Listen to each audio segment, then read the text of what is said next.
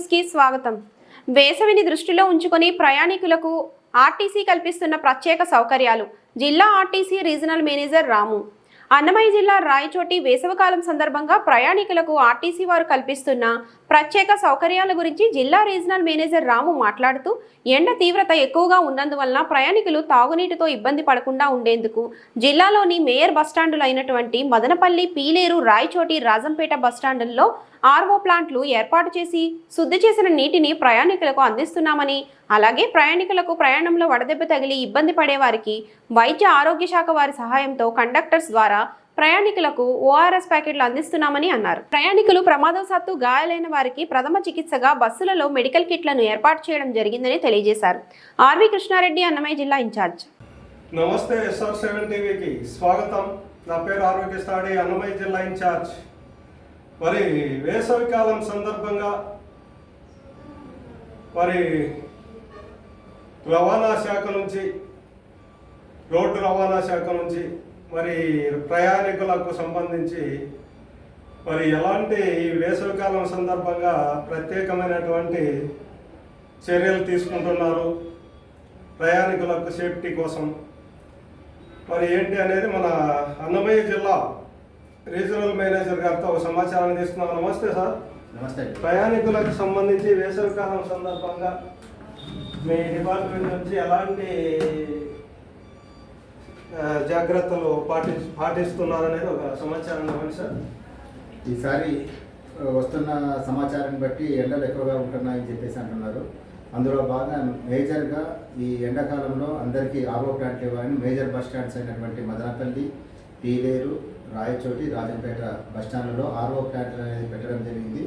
ఎందుకంటే పేదవారు కానీ మధ్యతరగతి వారు కానీ షాపుల్లో వాటర్ డబ్బులు పెట్టి కొనలేరు కాబట్టి శుద్ధి చేసినటువంటి వాటర్ ఇవ్వాలన్న ఉద్దేశంతో మనము water facility, RO water facility అనేది ఇవ్వడం జరిగింది. 4 బస్ స్టాండ్లలో 2 బస్ స్టాండ్లో మాత్రం స్పాన్సర్స్ ద్వారా, మిగతా 2 బస్ స్టాండ్లో ఆర్టీసీ ప్రొవైడ్ చేయడం జరిగింది.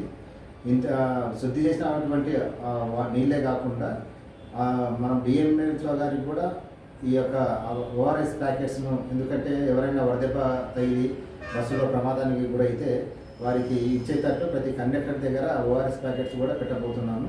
ఎందుకంటే డిఎంహెచ్ఓ గారికి ఆల్రెడీ ఇండెంట్ ఇవ్వడం జరిగింది. అక్కడ వచ్చిన తర్వాత ప్రతి కండక్టర్ దగ్గర మేము ఓఆర్ఎస్ ప్యాకెట్ని ప్రొవైడ్ చేస్తాం. సార్, ఇప్పుడు బస్సులలో ఫస్ట్ ఎయిడ్ ట్రీట్మెంట్గా ఫస్ట్ ఎయిడ్ బాక్సులు అనేటువంటి అరేంజ్ చేయడం లేదు, ఎందుకని సార్?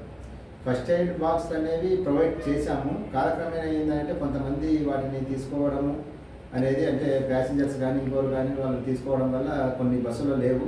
వాటిని మీరు అన్నట్టు త్వరలోనే ప్రొవైడ్ చేస్తాము. ప్రథమ చికిత్సకు సంబంధించినటువంటి కాటన్ కానివ్వండి, టీచర్ కానివ్వండి, వీటిని అన్నింటినీ కూడా త్వరలో పెట్టబోతుంది. 1 year బ్యాక్ పెట్టాము. కొన్ని బస్ స్టాండ్లలో కొన్ని బస్సుల్లో మిస్ అయి ఉండొచ్చు, వాటిని మళ్ళీ రీప్లేస్ చేస్తాము.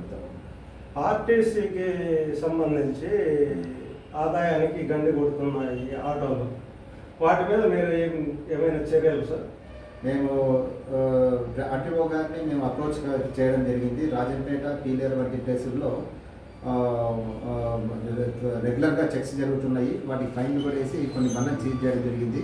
కొన్ని చోట్ల ఏంటంటే మన ఆర్టీఏ ఆర్గనైజ్ సంబంధించి మ్యాన్ పవర్ తక్కువ ఉండడం వల్ల ఆర్టీఏ చెక్స్ అనేది జరగట్లేదు. కానీ రాజంపేట, పీలేరు ప్రాంతాల్లో మాత్రం రెగ్యులర్గా జరుగుతున్నాయి చెక్స్.